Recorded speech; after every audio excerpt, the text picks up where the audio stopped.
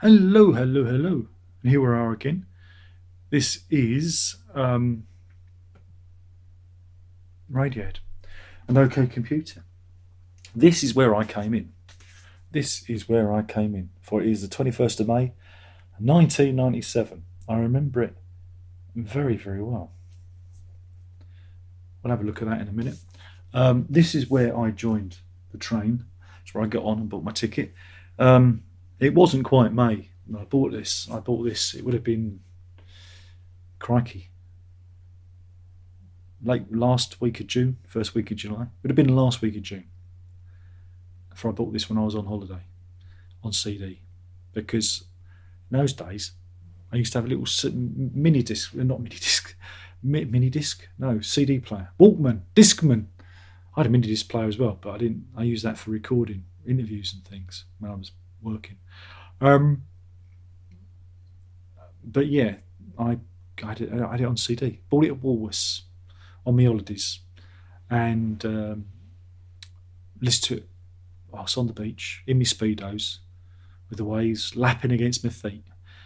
That's put you right off. That's put you right off of this album. That visual image of me in my speedos. I've still got them somewhere. I can fit into them now.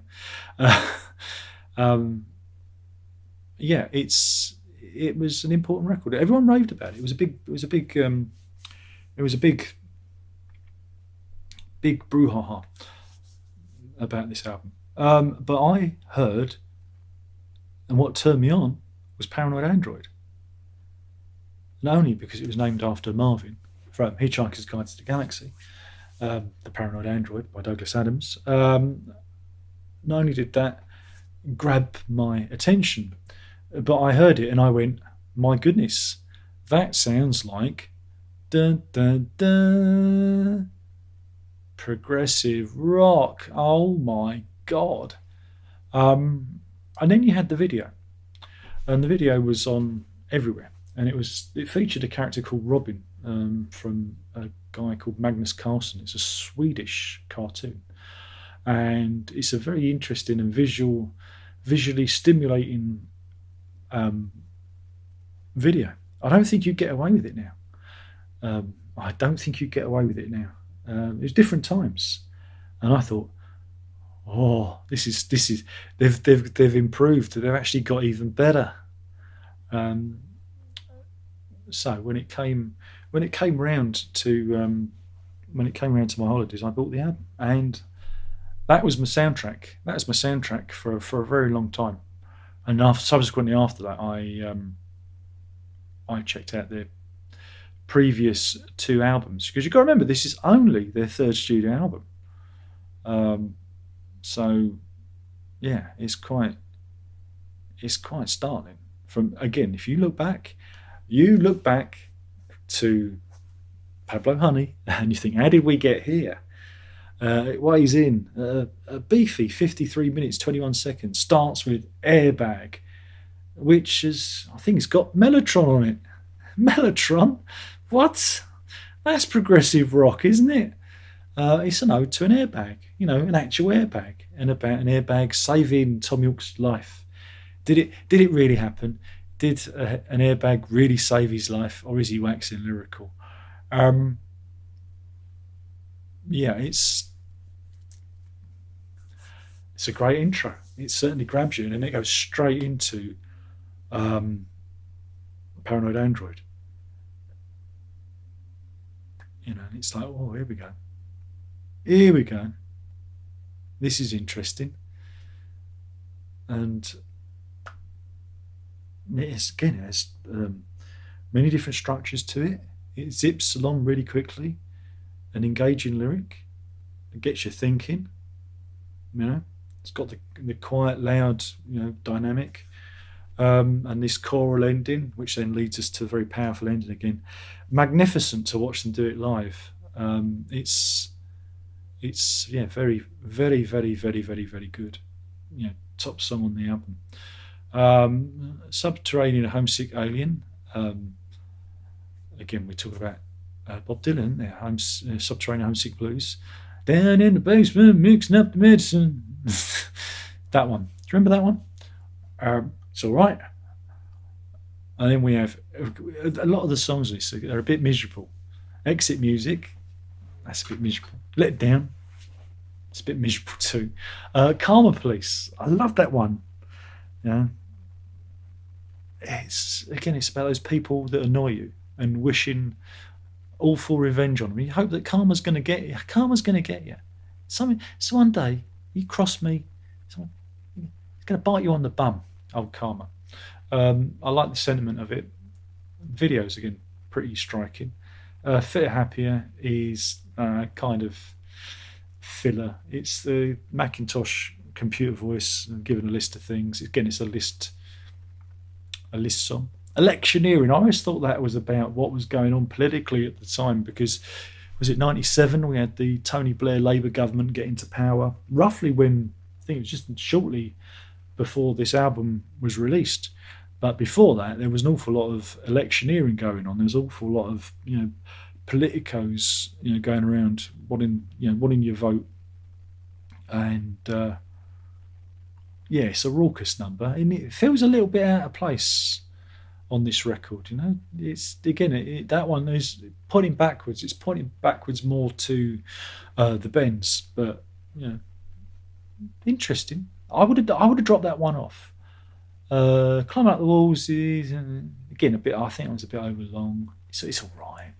People are saying to me, "How did you say it's all right? It's my favourite song." I'll tell you why. Because No Surprises is coming up, and that happens to be one of my favourites. And again, I think again it's the sentiment of these songs that you have. I'm one of those people that likes peace and quiet. I know I listen to Radiohead. Got 2 kids, plays guitar, but I like, I don't like surprise. Never had like surprises. Never like birthdays or Christmases. No surprises, please. And I like the sentiment of the song, and I like the use of tuned percussion on it. The video again, visually striking. Very, very, very strong song. Lucky, okay, that's another good one. It's an upbeat one now, isn't it? But it's kind of one of those mixed ones. It's up, but it's not.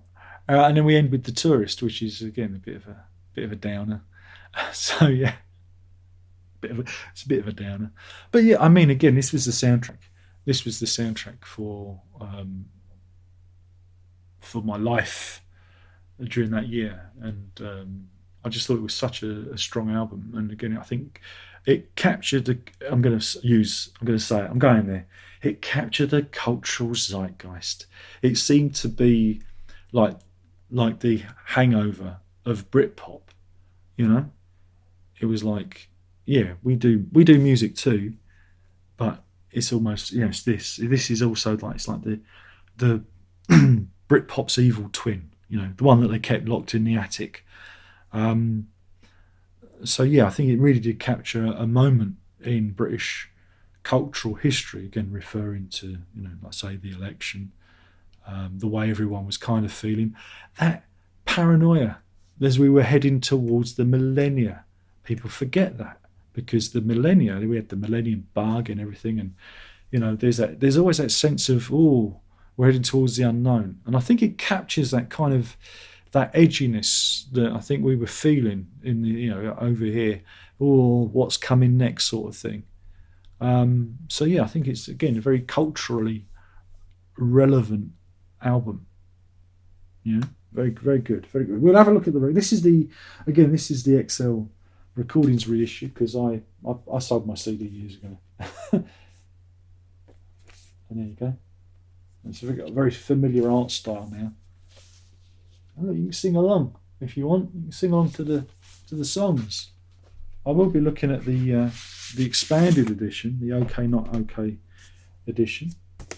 You have to look at that. I'll do that in another video. I've already done this review before, but I doubt if. Look, Squeal little piggy, Gucci little piggy. It's quite catchy, isn't it? But yeah, I've already reviewed this one before, but I thought I'd do it again as part of this series, because hey, it doesn't matter. No one's ever going to see it. No one's going to see it. It's got a little download code, little mini art again. Right, so there you go. If you can, See if you can guess the rest of them. There you go. That's something for you to do. That's your homework. And yeah, this is a double album. They put it onto two sides of vinyl. Sorry, 4 sides of vinyl. 2 albums, 4 sides. Have to be precise in our language, otherwise people will be correcting me in the comments. Darren, you got it wrong. You know nothing. Absolutely right. I know nothing. What do we know? We know nothing. What do you know? Do you know anything? Anyone in Ireland? Nothing I did in that one. So there you go. A remarkable album. Again, very, very pertinent to the times. And again, I just can't believe that it's only 3 albums after.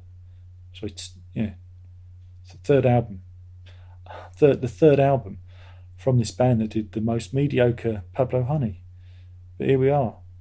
It's this one. And hopefully that's the thumbnail.